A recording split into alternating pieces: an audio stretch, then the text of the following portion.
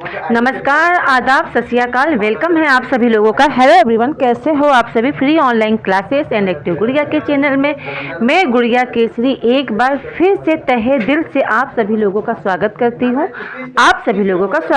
हूँ। गाइस, ये जो क्लास है आपकी इंग्लिश की क्लास है और हमने अभी तक पढ़ लिया है इंडेफिनिट। यानी इंडेफिनिट का मतलब ये है टेंस में जो प्रेजेंट इंडेफिनिट है, पास्ट इंडेफिनिट और फ्यूचर इंडेफिनिट है। ठीक है, ये हमने कंप्लीट कर लिया है। आज हम पढ़ने वाले हैं नया टॉपिक जिसका नाम है प्रेजेंट कॉन्टिन्यूअस टेंस। ठीक है, जो आपके हाई स्कूल इंटर कंपटीशन में बिल्कुल आपको काम देगा। इसके अलावा जो भी बच्चे इंग्लिश सीख रहे हैं या सीखना चाहते हैं उन सभी को ये बेनिफिट रहेगा इस क्लास को लेने में। ठीक है, तो आज की जो क्लास है आपकी,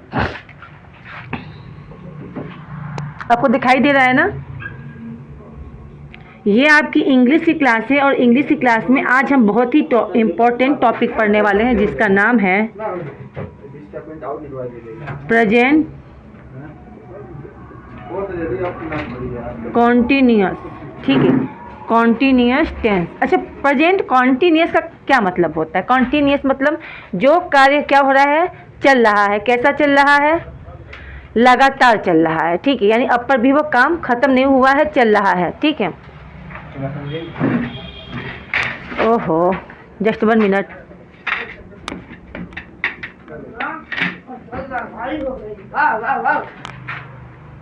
गाइस, मैं आपको बताना चाहती हूँ प्रेजेंट कॉन्टिन्यूअस की बात कर ली जाए तो ये कहने का मतलब ये है कोई काम हो रहा है और प्रेजेंट में हो रहा है और टुकड़ों टुकड़ों में हो रहा है। मतलब जैसे कि मैं कहूँ कि मैं आजकल नॉवेल्स पढ़ रही हूँ। ठीक है, या फिर मैं कोई आजकल मैं कोई अच्छी सी स्टोरी पढ़ रही हूँ। तो स्टोरी यानी बहुत बड़ी है और मैं एक बार में पूरा नहीं पढ़ रही हूँ। मोटी सी बुक है किसी स्टोरी की और उसे मैं कई बार पढ़ रही हूँ, टुकड़ों टुकड़ों में पढ़ रही हूँ। यानी वो काम आपका कंटिन्यूअस ये नहीं कि होके समाप्त हो चुका है। ठीक है, यानी प्रेजेंट कॉन्टिन्यूअस का मतलब ये हुआ कि जो काम हो रहा है वह टुकड़ों टुकड़ों में हो रहा है, यानी वो काम आपका क्या है, जारी है। ठीक है, वैसे तो इंग्लिश ग्रामर की बात की जाए तो हम लोग पढ़ते हैं या हमने पढ़ लिया है, इस तरीके से कह सकते हो कि किसी भी वाक्य के अंत में रहा रही रहे के बाद है हाँ हूँ आ जाता है, तो वो आपका प्रेजेंट कॉन्टिन्यूअस होता है। ठीक है, पर ये चीज़ हम पढ़ेंगे किसमें, स्पोकन में। ठीक है, ये वो 2 घंटे से वो पढ़ रहा है, वो लिख रहा है, वो नाच रहा है, वो गा रहा है, ये सब चीज़ें ठीक है, पर ये ग्रामर में नहीं काम आएगा आपके।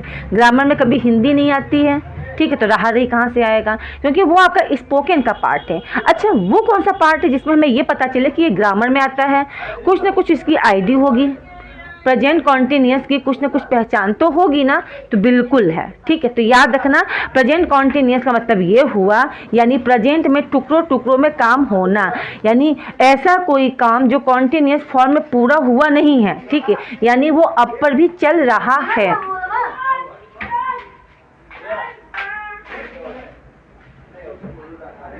ठीक है, यानी कई पार्ट में हो रहा है, उसे क्या कहेंगे, उसे कहेंगे प्रेजेंट कॉन्टिन्यूअस। अच्छा, सबसे पहले हम पढ़ेंगे फैक्ट नंबर 1। आपको पता है प्रेजेंट कॉन्टिन्यूअस की बात की जाए तो हम फैक्ट बाय फैक्ट पढ़ते हैं, राइट। तो आज हम क्या पढ़ने वाले हैं, तो आज हम पढ़ने वाले हैं प्रेजेंट कॉन्टिन्यूअस का फैक्ट नंबर 1।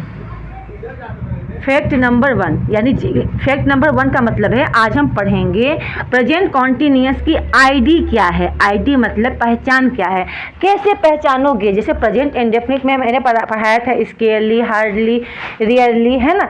तो ये सब वर्ड थे, तो जिसकी वजह से ऑलवेज, है ना, ऑफन, ट्विन से, डे, तो ये सब वर्ड से हमें ये पता चलता था कि हाँ ये टेंस आपका प्रेजेंट इंडेफिनिट का है। तो उसी प्रकार से फैक्ट नंबर 1 बता रहा है आपको कि प्रेजेंट कॉन्टिन्यूअस की क्या क्या आईडी है, कैसे पहचानोगे। तो सेंटेंस में अगर आपको लिखा हुआ दिखाई दे क्या, नाउ, नाउ माने क्या होता है, अब। सॉरी, ठीक है, इधर आ जाओ, चलो, ठीक है।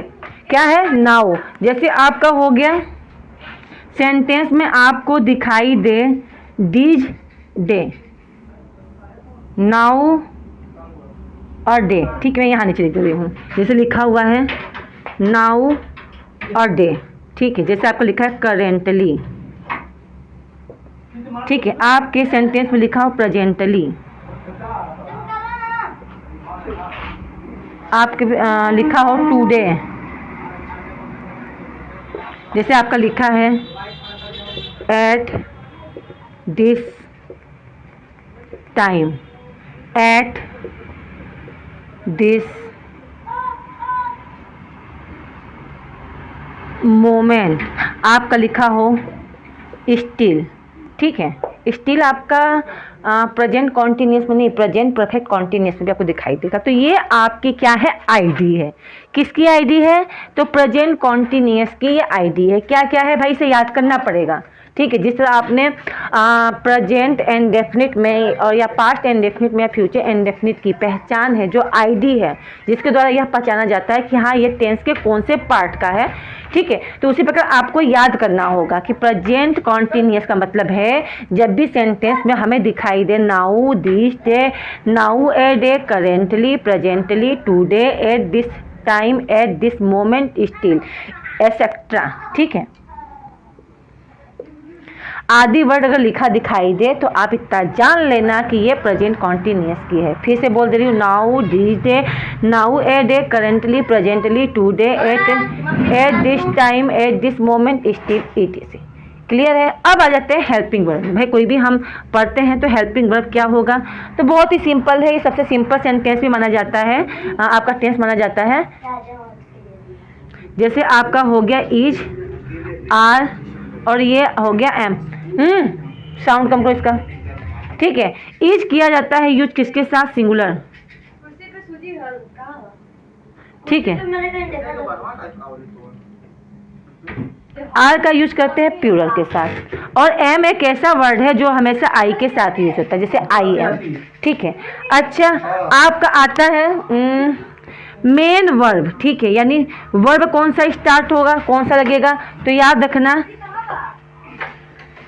V1 प्लस ING, ठीक है। आपका कोई भी वर्ब है, चाहे वो कुकिंग है, ड्रिंकिंग है, ठीक है, आपका लॉफ है, कुछ भी है, उसके साथ क्या लगेगा, ING, ठीक है। यानी V1 प्लस ING, या फिर आप कह सकते हो just 1 minute guys,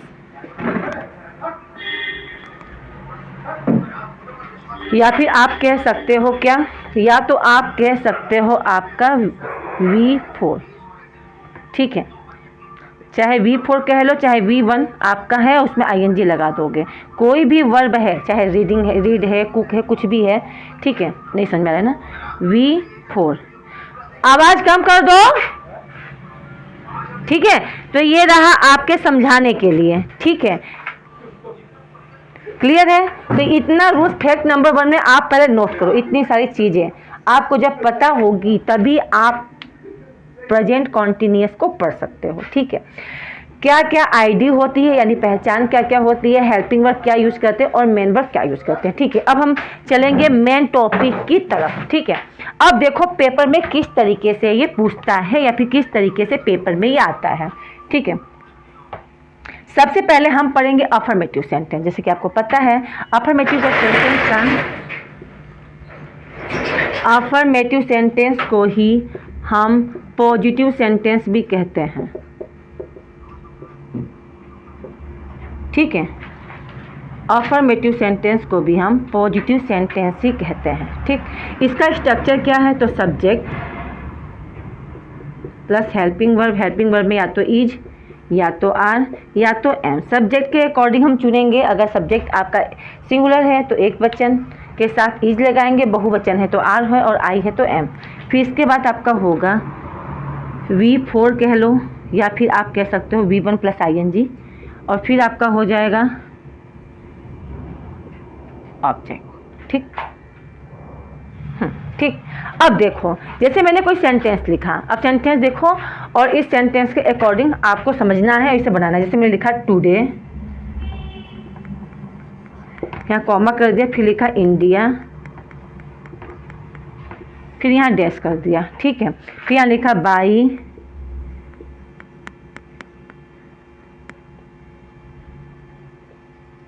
lips and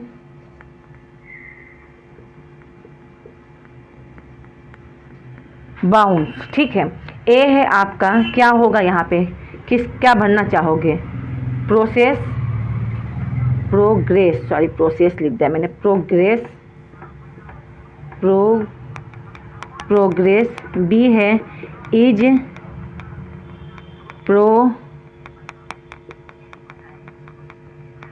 progressing, सी है विल प्रोग्रेस, ठीक है, और डी है आपका प्रोग्रेस्ड। अब बताओ इन चारों में से आपके अकॉर्डिंग क्या होना चाहिए। ये आपके सामने लिखा हुआ है, देखो यहाँ पे लिखा है ना, लिप्स एंड बाउंड मतलब दिन दोगुना चार चौगुना, दिन दुगना रात चौगुना। आपने सुना भी होगा, लोग कहते नहीं अरे तुम जब खुश होते हैं और कोई मतलब अक्सर मुंह से निकलता है अरे तुम दिन दुगना और रात चौगुना कमाओ, कुछ ऐसा बोलते हैं ना, सॉरी, ठीक है, दिन दुगना और रात चौगुना कमाओ, ऐसा कुछ बोलते हैं। तो वही सी लिखा है इंडिया टुडे इंडिया, आज इंडिया क्या कर रहा है, तो दिन दुगना और रात चौगुना मतलब उसकी तरक्की हो रही है, उन्नति हो रही है। तो इसमें से क्या चीज़ लिखना चाहिए, आप अपने दिमाग का यूज करके बताओ। अब आपका अफर्मेटिव सेंटेंस का रूल सामने लिखा हुआ है, आप सोचो फिर मैं बताती हूँ। जाके देखो क्या हो रहा है, ठीक है। चलो, अगर आप ये सोच रहे हो कि प्रोग्रेस होगा तो गलत है, अगर आप सोच रहे हो इज प्रोग्रेसिंग है तो बिल्कुल सही है, क्योंकि इस समय जो है इंडिया दिन दुगना रात चौगुना की उन्नति पे है। हाँ, थोड़ा सा कोरोना की वजह से इंडिया डिस्टर्ब हो गई थी, ठीक है, वरना क्या होता आपको बताते हैं, ठीक है। अगर नहीं तो क्या होता है, इंडिया आज बहुत ही आगे बढ़ जाती, क्योंकि बहुत पैसा कोरोना में भी फालतू खर्च हुआ। अगर कोरोना नहीं आता तो हमारा देश वाकई में दिन दुगना और रात चौगुना की तरफ ही बढ़ रहा था, है ना। इस बात को तो आप भी मानते होंगे।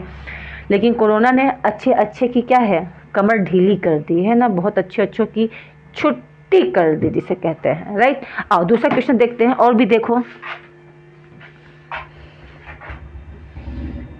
चलो दूसरा क्वेश्चन देखो क्या है। दूसरा क्वेश्चन ये कह रहा है, देखो अब मैं इस पे कसम कई सारी चीजें बताऊंगी। देखो यहाँ पे अब क्वेश्चन नो इधर वाले देख लो, जैसे लिखा मैंने mister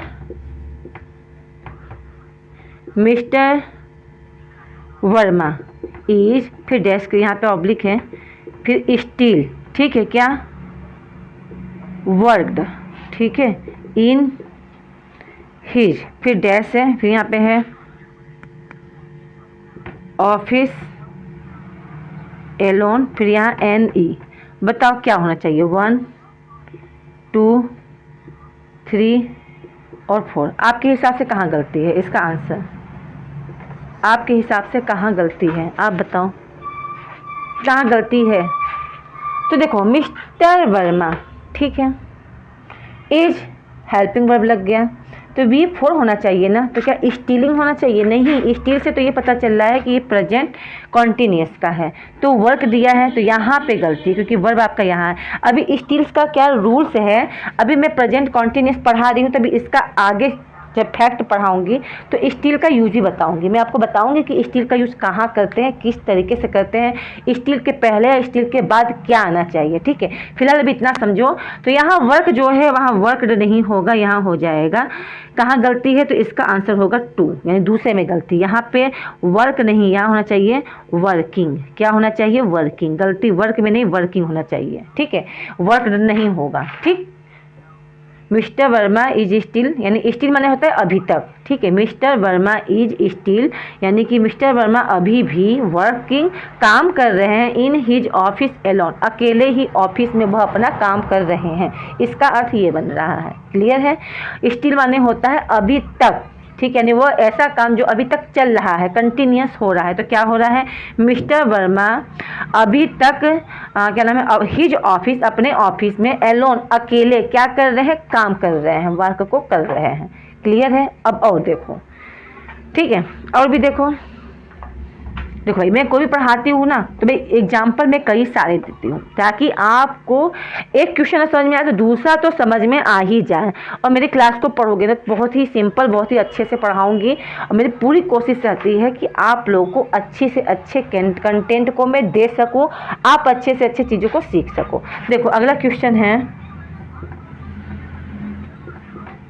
most of the students, फिर डैश है, for the assessee exam 3 day. ठीक है, अब क्या है ऑप्शन, क्या है ऑप्शन ए है प्रीपेयर, ठीक है, बी है इज प्रीपेयरिंग, ठीक है, सी है प्रीपेड, और डी है आर प्रीपेयरिंग। ठीक है, अब बताओ क्या होना चाहिए, मोस्ट ऑफ द स्टूडेंट। ठीक है, अब इसके अकॉर्डिंग आप बताओ क्या होना चाहिए, आपके हिसाब से क्या लग रहा है, क्या होना चाहिए।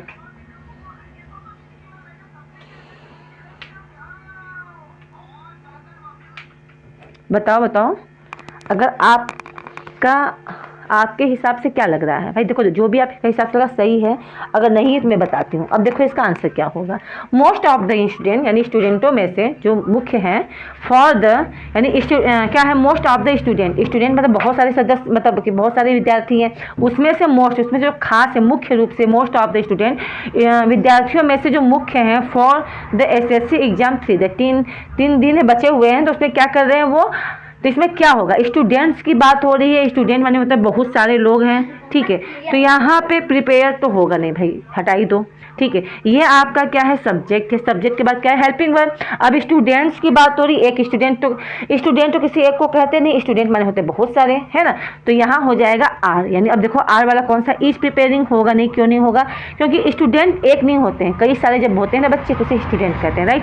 ये भी नहीं होगा, तो क्या होगा आर प्रिपेयरिंग, यहाँ हो जाएगा आर प्रीपेयरिंग, यानी प्रिपेयरिंग कर रहे हैं, तैयारी कर रहे हैं for the assessee exam 3 day, जो 3 दिनों के अंदर उनका जो 3 दिन में जो इनका एग्जाम है एसएससी का, उसे क्वालिफाई करने के लिए वो क्या कर रहे हैं, तो आर प्रिपेयरिंग, अपने आप को तैयार कर रहे हैं ताकि वो अपने एग्जाम को क्या कर सके, क्वालिफाई कर सके, लाइफ में आगे बढ़ सके, एक अच्छी सी नौकरी ले सके, जिससे उनका और उनके परिवार का लाइफ कैसी हो, अच्छी हो, है ना। भाई देखो, लाइफ में 2 ही इंसान आगे बढ़ता है, या तो जिसके पास सरकारी नौकरी होती है, या तो उसका खुद का बिजनेस होता है, भाई राइट है। और कि तो मैं कह नहीं सकती, बता नहीं सकती, क्योंकि ज़िंदगी यही दोनों चीज़ों से मैंने सुना भी है और मैं देखा भी है, अच्छी होती है, राइट। तो आप लोग भी अगर तैयारी कर रहे हैं, अगर हाई स्कूल इंटर में हैं, तो ये क्लास को देखिए। भाई देखो पेपर में किस तरीके से क्वेश्चन आते हैं, इसी तरीके से आते हैं, ठीक है। तो कोई भी क्वेश्चन है जो नहीं समझ में आ रहा है, तो आप मुझसे पूछ सकते हैं कमेंट के थ्रू, और मैं बहुत जल्दी ऑनलाइन आपका लाइव क्लास में स्टार्ट करने वाली हूँ, और जब भी करूँगी तो आपको नोटिफिकेशन मिल जाएगा। मैं आपको एक थंबनेल बनाकर क्या नाम है कम्युनिटी बॉक्स में सेंड कर दूंगी, ताकि आप सभी लोगों को पता चल सके, ठीक है। तो कोई भी प्रॉब्लम है तो पूछ लेना। मिलते हैं नेक्स्ट क्लास में, और इसके आगे का फैक्ट यानी फैक्ट नंबर 2 पढ़ेंगे, जो बहुत बहुत बहुत ही इम्पोर्टेंट है, बहुत ही इम्पोर्टेंट जिसे कहते हैं, ठीक है। तो मिलते हैं नेक्स्ट क्लास में, तब तक क्लास को लाइक करना, क्लास को शेयर करना, और हाँ भाई अगर मेरे चैनल पर पहली बार हो तो क्लास को सब्सक्राइब करना जरूर करना। Okay, bye bye, see you.